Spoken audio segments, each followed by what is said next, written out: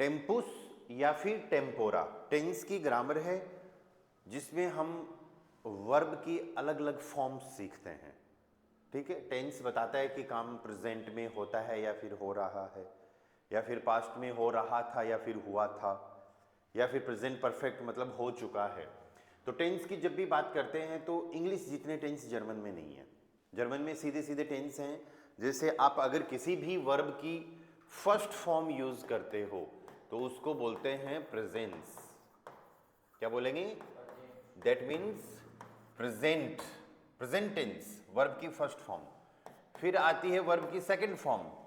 तो first form helping verb की होती है, मॉडल वर्ब की होती है, मेन वर्ब की होती है। मतलब किसी भी टाइप की वर्ब हो सबकी फर्स्ट फॉर्म होती है ना। ठीक है, तो उनकी फिर सेकंड फॉर्म भी आएगी। सेकंड फॉर्म को बोलते हैं प्रेटेरिटुम। क्या बोलेंगे?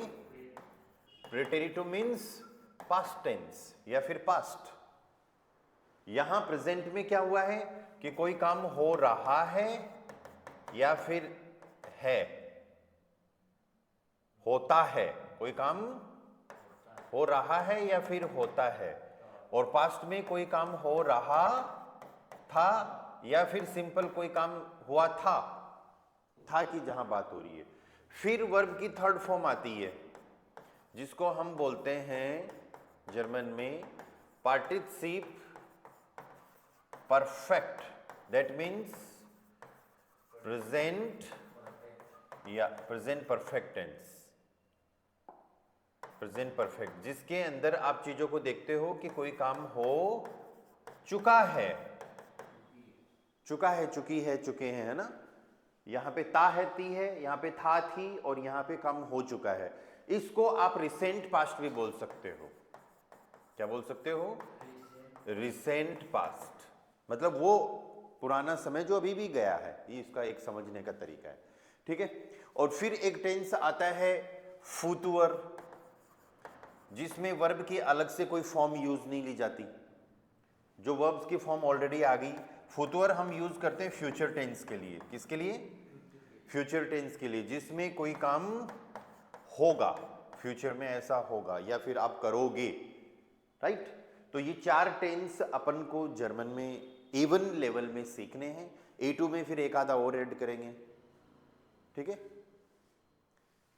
तो प्रेजेंट के सेंटेंसेस तो हमने ऑलरेडी बनाए। Helping verb, modal verb, main verb से कई सारे सेंटेंसेस बनाए ना अपन ने। ठीक है, आज अपन बात करेंगे प्रेटेरिटुम की, पास्ट की। ठीक है, ये जो चार टेंस यहां पर है अपने पास, इनमें अपन आज जो एक का तो काम हो गया, दूसरा अपन आज प्रेटेरिटुम की बात करने वाले हैं, पास्ट की। ठीक है, और ये सारे वर्ब्स का खेल है। अगर वर्ब को यूज करने आ गया प्रेजेंट, पास्ट, फ्यूचर में आपको, तो टेंसेस भी, इनके सेंटेंसेस भी बनाने आ जाएंगे। प्रेटेरिटुम जिस तरीके से प्रेजेंट में हेल्पिंग वर्ब आई है, मॉडल वर्ब आई है, मेन वर्ब्स आई है ना सारी, क्योनन, जोलन, वोलन मॉडल वर्ब, जाइन, हाबन, वेर्डन हेल्पिंग वर्ब, फिर माखन, कोखन, लर्न, उसी तरीके से हर वर्ब का पास्ट होता है। राइट, हर हिंदी में भी तो होता है, कोई खाना खाता है तो उसने खाना खाया था। राइट, हिंदी में भी होता है, तो वैसे इंग्लिश में भी होता है, ईट, एट, और फिर थर्ड फॉर्म ईटन। राइट, तो हर वर्ब की first form, second form, third form होती है। लेकिन अभी A1 लेवल पे अपन को सिर्फ हेल्पिंग वर्ब का पास्ट सीखना है। A1 लेवल पे, हाँ, मॉडल वर्ब का, मेन वर्ब का जो खूब सारी हैं, राइट, नॉमिनेटिव, आकुजाटिव, दाटिव, खूब सारी वर्ब्स आई ना, वीक और स्ट्रॉन्ग। राइट, उनका अभी अपन पास्ट नहीं सीखेंगे। अपन अभी पास्ट किसका सीखेंगे? नॉमिनेटिव में जाइन, हाबन का सीखेंगे।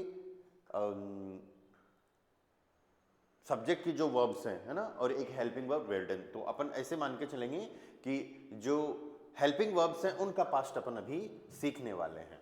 ठीक है, तो प्रेटेरिटुम, बाकी टेंसेस की बात भी करेंगे आगे, लेकिन एक बार जैसे प्रेजेंट हो गया, अब प्रेटेरिटुम पास्ट कितना आ रहा है उसको देख लेते हैं।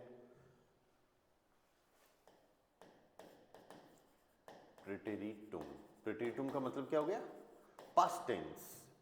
यहां पर हम सीखेंगे इसकी third form, third form, not third form, second form.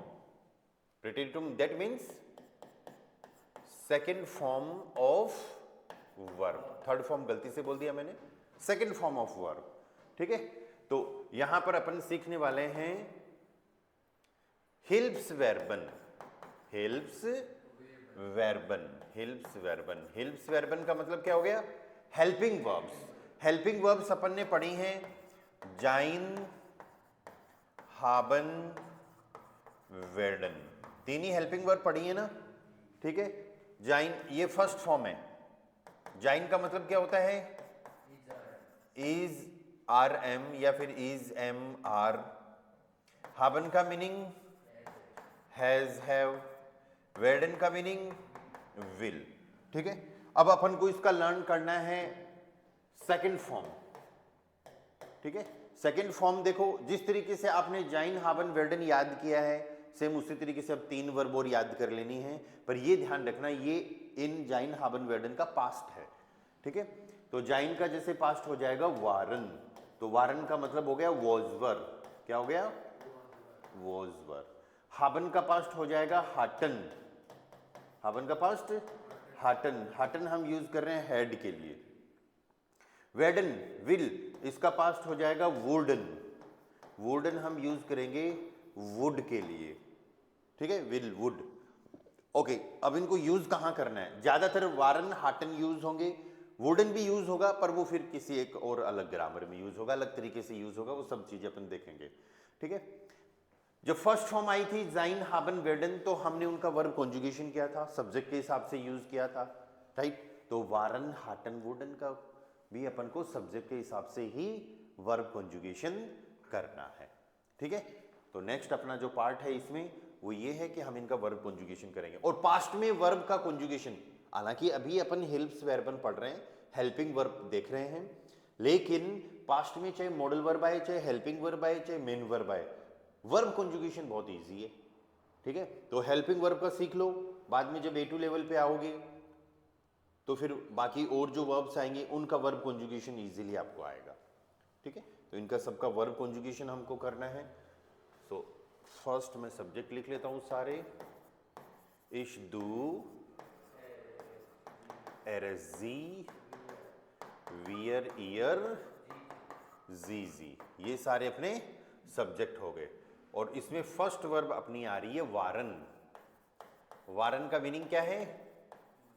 Was, जो था की बात करता है। अब देखो, मैंने ये बोला कि वर्ब कॉन्जुगेशन पास्ट में बहुत इजी है, सच में इजी है। आपको तो बस ये देखना है इसके साथ क्या आएगा, बाकी का आपको अपने आप आने वाला है। कैसे? देखो, इसके साथ हम वर्ब का मेन पार्ट यूज करेंगे, चाहे वो वारन वर्ब हो, चाहे हाटन हो, चाहे वुडन हो, वर्ब का मेन पार्ट। तो इसके साथ यूज हो गया वार। जो इसके साथ यूज होगा वही यूज होगा एरएसजी के साथ, मतलब टी नहीं लगाना अलग से, लेकिन दू में उसी पार्ट में हमको लगा देना है एसटी। ईश्वार, दू, वार्स्ट, एरएसजी वार। वियर के साथ पूरी वर्ब आ जाएगी वारन। ईयर के साथ टी लगा देंगे, टी लगा रहे थे ना वीक वर्ब में, और जी के साथ पूरी वर्ब आ गई वारन। ईश्वार, दू, वार्स्ट, दू में एसटी लगा, एरएसजी वार, वियर वारन, ईयर वार्ट, जीजी वारन। पास्ट की अच्छी बात यही है कि अगर मेन पार्ट का पता चल गया, आपको वो पहचानना आ गया, तो फिर इजीली सेंटेंसेस बनेंगे। दूसरी वर्ब आ रही है अपनी हाटन। पहले वर्ब की कॉन्जुगेशन कर लेते हैं सारे और फिर अपन सेंटेंसेस बनाएंगे। हाटन का मीनिंग हेड। तो यहां वर्ब कॉन्जुगेशन देखो, इश हाटे, यहां एक्स्ट्रा ई क्यों? एक रूल आया था, जब भी किसी वर्ब के मेन पार्ट की एंडिंग टी या डी होती है तो एक्स्ट्रा ई लगाते हैं। इश हाटे, दू के साथ एस टी उसी पार्ट में, तो दू हाटेस्ट। एरएसजी के साथ इस वाला सेम ही आएगा, एरएसजी हाटे। वियर के साथ पूरी वर्ब आ जाएगी हाटन।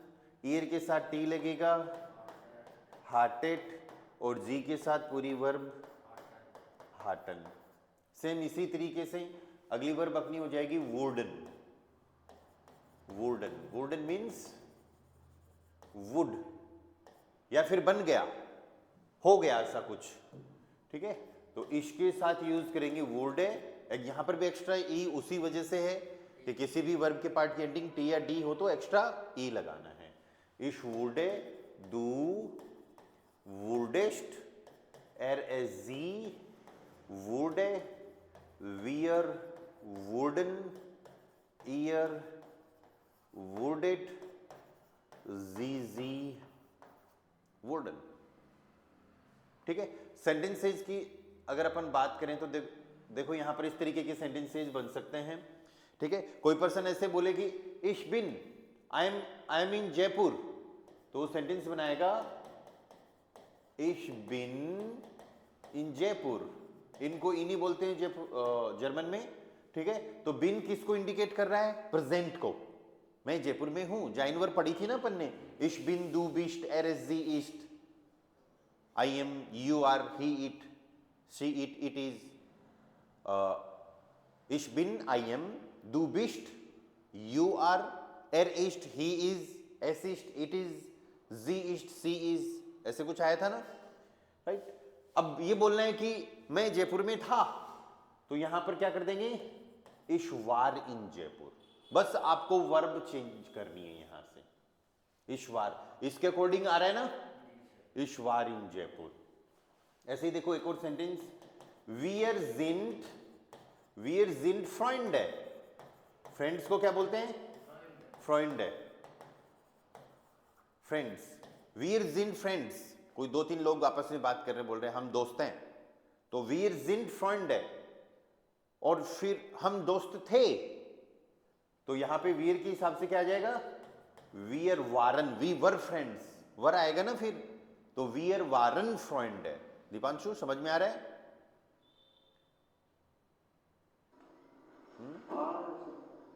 ऐसे ही हाबन वर्ब को यूज कर लेते हैं, एर हार्ट माइन बुक। क्या मतलब इसका? हार्ट, एर हार्ट माइन बुक, उसके पास मेरी किताब है। और ये बोलना चाह रहे हैं कि उसके पास मेरी किताब थी, तो एर हार्टे, एर हार्टे माइन बुक, माइन बुक। Okay, wir haben viel Freizeit, wir haben viel Freizeit, हमारे पास खूब सारा फ्री टाइम है, हमारे पास खूब सारा फ्री टाइम था। we have, feel का मतलब होता है much या फिर allot, खूब सारा। wir haben viel Freizeit, अब wir के साथ में क्या कर देंगे? Wir hatten viel Freizeit, we had a lot free time, हमारे पास खूब सारा फ्री टाइम था। ओके, वुडन का फिर और भी अलग तरीके से यूज होगा, इसके कई सारे सेंटेंसेस बनते हैं। जैसे एक एग्जांपल अपन देखें तो du wirst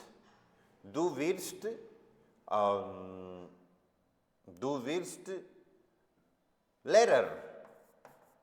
कोई अगर टीचर की तैयारी कर रहा है तो उसको क्या बोलेंगे? Du wirst Lehrer। अब वो टीचर बन गया तो Du wurdest Lehrer। क्या सेंटेंस बनेगा?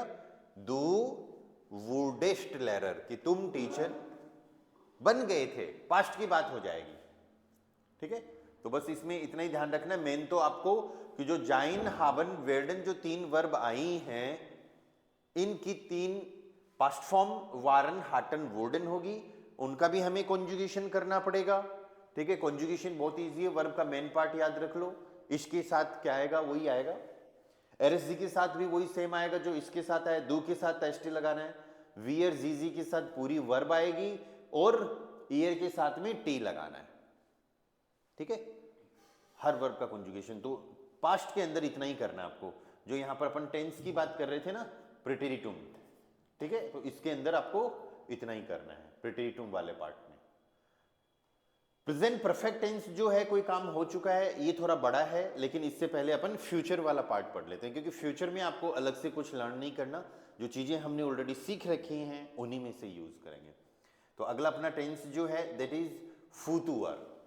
नेक्स्ट टेंस जो है दैट इज फूतुअर। फूतुअर मीन्स फ्यूचर। ठीक है, इसको फ्यूचर आइंस भी फूतुअर आइंस भी बोलते हैं, या सिंपल फ्यूचर। और यहां इसके सेंटेंसेस बनाने के लिए आपको एक बहुत अच्छा काम ये करना है कि स्ट्रक्चर लर्न करना है इसका। सबसे पहले आप सेंटेंस में सब्जेक्ट यूज करेंगे, सेकंड पोजीशन पे वेल्डन वर्ब। वेल्डन वर्ब आती है ना, हेल्पिंग वर्ब। अरे इंग्लिश में भी तो यूज करते हो कि आई विल डू होमवर्क, तो विल के साथ में मेन वर्ब यूज करते हो ना। तो यहां पर विल के लिए हेल्पिंग वर्ब अपन क्या लेके आ रहे हैं, वेल्डन, इश। सब्जेक्ट अगर इश होता है तो फिर उसके साथ वेल्डन कॉन्जुगेशन करना है। तो सब्जेक्ट के हिसाब से जो सेकंड पोजीशन पे आने वाली वर्ब है उसका कॉन्जुगेशन कर देंगे। उसके बाद में आपको लगाना है एक ऑब्जेक्ट, और मेन वर्ब लास्ट में होगी, full main verb, full main verb. अरे ऐसा तो आप मॉडल वर्ब में भी कर रहे थे, मेन वर्ब एंड में आ रही थी ना, राइट। सेम चीज इसमें होगी। आपको सब्जेक्ट लगाना है, वर्ब का कॉन्जुगेशन करना है, मेन वर्ब के हिसाब से ऑब्जेक्ट लगाना है। ऑब्जेक्ट आकुजाटिव है, मेन वर्ब आकुजाटिव है तो ऑब्जेक्ट आकुजाटिव, मेन वर्ब डाटिव है तो ऑब्जेक्ट डाटिव। इस चीज का ध्यान रखो। जैसे for example you will do homework, पहला अपना सेंटेंस आ रहा है यू विल डू होमवर्क, कि तुम होमवर्क करोगे। तो इसमें अपन को क्या करना है, इंग्लिश में तो क्या होता है, हेल्पिंग वर्ब के साथ में ही मेन वर्ब आ जाती है। जितनी भी ग्रामर है ना, चाहे फ्यूचर की ग्रामर हो, चाहे मॉडल वर्ब की ग्रामर हो, चाहे प्रेजेंट परफेक्ट की ग्रामर हो, जिन जिन ग्रामर में इंग्लिश में दो वर्ब आनी होती हैं वो साथ में ही आ जाते हैं। पर जर्मन में अपन को उससे थोड़ा सा उल्टा करना है। क्या करना है, जो हेल्पिंग वर्ब मॉडल वर्ब जो होती हैं उनको तो सेकंड पोजीशन पे यूज करना है और मेन वर्ब को एंड में ले जाना है। ठीक है, जैसे यहां पर मेन वर्ब एंड में किए तो डू को हम एंड में ले जाएंगे। देखो इसका सेंटेंस कैसे बन रहा है, डू के साथ में वेल्डन वर्ब का कॉन्जुगेशन विर्स्ट, डू विर्स्ट, डू जाएगा पूरा एंड में। होमवर्क को बोलते हैं दी हाउस ऑफ गाबे, दी हाउस ऑफ गाबे। और टू डू के लिए पूरी वर्ब आ जाएगी माखन सेंटेंस के एंड में। अब ये जो दी है माखन वर्ब है आकुजाटिव, माखन वर्ब कौन सी है, और दी का आकुजाटिव दी ही रहता है, दी का आकुजाटिव सेम रहेगा दी। तो डू विर्स्ट दी हाउस ऑफ गाबे माखन, क्या सेंटेंस बना, you will do homework. Okay, ऐसे ही next sentence, we will write the letter, किसी लेटर की बात हो रही है तो आप बोल रहे हो कि we will write the letter, कि हम लेटर लिखेंगे, we will write the letter. तो वी के लिए हम क्या यूज करने वाले हैं, वियर, वियर के साथ पूरी वर्ब आती है वियर वेल्डन, राइट एंड में चला जाएगा। लेटर के लिए हम यूज करते हैं डेयर ब्रीफ, डेयर ब्रीफ, और ये मैस्कुलाइन होता है, राइट आकुजाटिव वर्ब है तो डेयर का आकुजाटिव क्या करेंगे, डेन। आर्टिकल हमेशा चेंज करना है वर्ब के अकॉर्डिंग, इस चीज का ध्यान रखना। तो वियर वेल्डन डेन ब्रीफ, और राइट के लिए श्राइबन, वियर वेल्डन डेन ब्रीफ श्राइबन। तो मेन वर्ब जो है वो पूरी एंड में आएगी। ठीक है, और सेंटेंसेस देखो,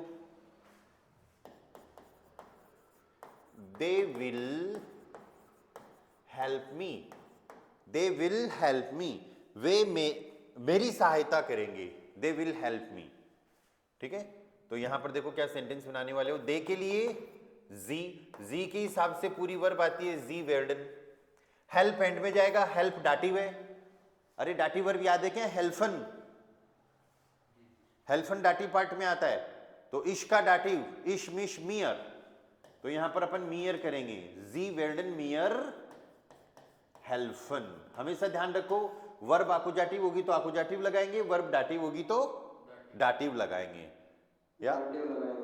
या जैसे you will ask me, another sentence, you will ask me, तुम मेरे से पूछोगे। तो अब ये आस्क वर्ब जो है ये आकुजाटिव है, तो हम मी का क्या कर देंगे आकुजाटिव में, डू विस्ट मिश, इश मिश मियर होता है ना, इश नॉमिनेटिव, मिश आकुजाटिव एंड मियर डाटिव। एंड आस्क के लिए यूज करने वाले हैं फ्रागन, आस्क के लिए वर्ब आ जाएगी फ्रागन, तो डू विस्ट मिश फ्रागन। Okay, another sentence, we will come tomorrow, हम कल आएंगे। तो इस सेंटेंस को हम कैसे बनाने वाले हैं, वियर वेर्डन, वेर के साथ पूरी वर्ब आती है ना। टुमारो को बोलते हैं मॉर्गन, मॉर्निंग को भी मॉर्गन बोलते हैं, टुमारो को भी मॉर्गन बोलते हैं, स्पेलिंग भी सेम होती है, लेकिन यहां पर देखो मॉर्निंग का एम कैपिटल मिलेगा हमेशा, ठीक है, एंड टुमारो का स्मॉल। वी आर वेर्डन मॉर्गन, और आने को क्या बोलेंगे, कॉमन। वी आर वेर्डन मॉर्गन कॉमन, वी विल कम टुमारो। लेकिन अगर इस सेंटेंस को हम ऐसे बनाएं, वी आर कॉमन मॉर्गन, वी आर कॉमन मॉर्गन, या फिर मॉर्गन कॉमन वियर, मॉर्गन वर्ब सेकंड पोजीशन पे ही है, जब टाइम इंडिकेटर पहले आ गया तो फिर सब्जेक्ट बाद में चला जाएगा। तो इन तीनों सेंटेंसेस की मीनिंग सेम ही है। वी आर वेल्डन मॉर्गन कॉमन, वी आर कॉमन मॉर्गन, ये प्रेजेंट का सा लग रहा है ना, इसमें वेल्डन यूज नहीं हुआ, जरूरत भी नहीं थी, क्योंकि मॉर्गन जो कल का जो समय वो अभी तक आया नहीं है। अगर आप सेंटेंस में फ्यूचर के सेंटेंसेस बना रहे हो और उनके अंदर ऐसा कोई आपने वर्ड यूज कर लिया जो आगे आने वाले समय की बात कर रहा है, तो वो तो ऑटोमेटिकली फ्यूचर का हो गया। आई बात समझ में? तो सिंपली तो आपको क्या करना है, अगर टाइम इंडिकेटर वगैरह नहीं है, वेल्डन को सेकंड पोजीशन पे यूज करोगे और मेन वर्ब सेंटेंस के एंड में यूज करनी है, ठीक है। लेकिन अगर किसी सेंटेंस में टाइम इंडिकेटर आ गया तो फिर आपको वेल्डन की जरूरत नहीं है, और वेल्डन से बना भी दिया तो वो सही है, गलत नहीं है, और ये भी सही है। आई बात समझ में? ये तीनों सेंटेंसेस भी सही है। वीर कॉमन मॉर्गन, मॉर्गन कॉमन वियर, या फिर वियर वेर्डन मॉर्गन कॉमन, ठीक है। अब तो जनरली ये याद रखो कि फ्यूचर के सेंटेंसेस बनाते हैं तो वेर्डन वर्ब सेकंड पोजीशन पे यूज करते हैं, मेन वर्ब एंड में चली जाती है। पर अगर टाइम इंडिकेटर्स वो कौन कौन से हैं, ठीक है, कई सारे टाइम इंडिकेटर्स होते हैं। टाइम इंडिकेटर्स को हम बोलते हैं दी साइटानगाबन। टाइम इंडिकेटर्स क्या होते हैं? दी साइटानगाबन। तो ऐसे कुछ वर्ड्स जो समय की बात करते हैं, जैसे फॉर एग्जाम्पल हॉइटे, ये वर्ड आया क्या पहले? हॉइटे मीन्स टुडे, मॉर्गन, मॉर्गन मीन्स टुमारो, जो अभी पढ़ा है, हालांकि फ्यूचर का नहीं है, पास्ट का है, लेकिन फिर भी पढ़ लेते हैं। नेक्स्ट गेस्टन, गेस्टन मीन्स यस्टरडे, गेस्टन यस्टरडे। यूबर मॉर्गन, यूबर मॉर्गन, यूबर मॉर्गन का मतलब हो गया day after tomorrow. Day after tomorrow किसको कहते हैं भाई? या परसों, जो आएगा। एंड फॉर गेस्टन, फॉर गेस्टन, फॉर गेस्टन का मतलब हो गया day before yesterday. Day before yesterday का मतलब क्या हो गया? परसों, जो बीत गया, ठीक है। यट्स, यट्स का मतलब हो गया नाउ, अभी। स्पेटर, स्पेटर मीन्स लेटर, बाद में, ओके। इसी तरीके से कोई भी डे आता है, संडे मंडे पढ़े हैं ना अपन ने, मोन्टाग, डीन्स्टाग, उनसे पहले आम लगा दो, आम मोन्टाग, आम मोन्टाग, आम मोन्टाग मीन्स ऑन मंडे, मंडे को। आम जमस्टाग, जमस्टाग क्या होता है, याद है क्या आपको? सैटरडे, ऑन सैटरडे, सैटरडे को। ऐसे ही समय की अगर बात करते हैं, फिक्स समय की बात, तो यूज करना है। जैसे सेनुअर, सेनुअर का मतलब क्या हो गया? एट 10 o'clock, ठीक है, फिक्स यूज करना आपको, ओके। तो 10 बजे, तो 10 तो अभी फ्यूचर में बजेंगे ना, 10 बजे। इसी तरीके से इम के बाद में मंथ यूज कर लो, ईयर यूज कर लो। इम अप्रैल, इम अप्रैल का मतलब क्या हो गया? इन अप्रैल। ईयर यूज कर सकते हो, इम 2026, मतलब इन 2026, 2026 में, या इम 2026। ओवरऑल कहने की बात है, इस तरीके के फ्यूचर वाले अगर टाइम, और भी कई सारे हैं टाइम इंडिकेटर, अभी इतने याद कर लो। फ्यूचर अपकमिंग टाइम इंडिकेटर आ जाए तो फिर सेंटेंस में वेर्डन वर्ब की जरूरत नहीं है। जैसे फॉर एग्जांपल अपन कुछ और सेंटेंसेज बनाते हैं यहां पर एक छोटी सी चीज और देखो सेंटेंसेस बनाने से पहले, डे टाइम जो होता है मॉर्निंग में, इवनिंग में, उससे पहले भी आप आम लगा सकते हो, जैसे अम मॉर्गन। अम मॉर्गन का मतलब क्या हो गया अब? In the morning, in the morning, in the morning, ठीक है। इवनिंग में am abend, am abend means in the बोल दो या फिर इन इवनिंग बोल दो, एक ही बात है, इन इवनिंग। नाइट में अगर बोलना है तो फिर फिक्स लर्न करना पड़ेगा, इन डेयर नाक्ट, इन डेयर नाक्ट, इन डेयर नाक्ट मीन्स इन नाइट या फिर इन द नाइट, नाइट में, ओके।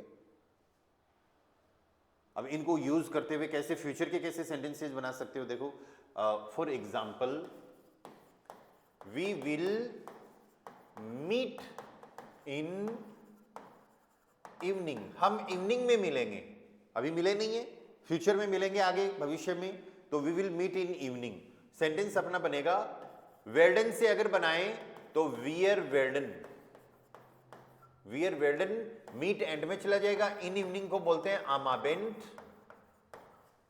एंड मीट के लिए त्रेफन, क्या वर्ब होती है भाई?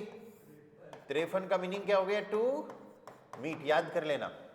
वेल्डन वर्ब का यूज कर रहे हो तो ऐसा ठीक है, लेकिन जब टाइम इंडिकेटर आ गया तो फिर जरूरत नहीं है ना, तो आप इस सेंटेंस को ऐसे बना दो, वियर के हिसाब से वो एंड में जो वर्ब गई है उसी को कॉन्जुगेट कर लो तो पूरी वर्ब आ जाएगी, वियर त्रेफन, और फिर कब की बात हो रही है? आम आबेंट।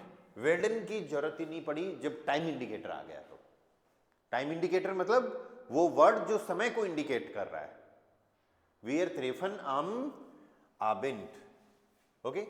एक और एग्जांपल देखो, you will cook in night, तुम रात को खाना बनाओगे, फ्यूचर का, तो du kochst in der Nacht, in der Nacht, जरूरत नहीं पड़ी ना।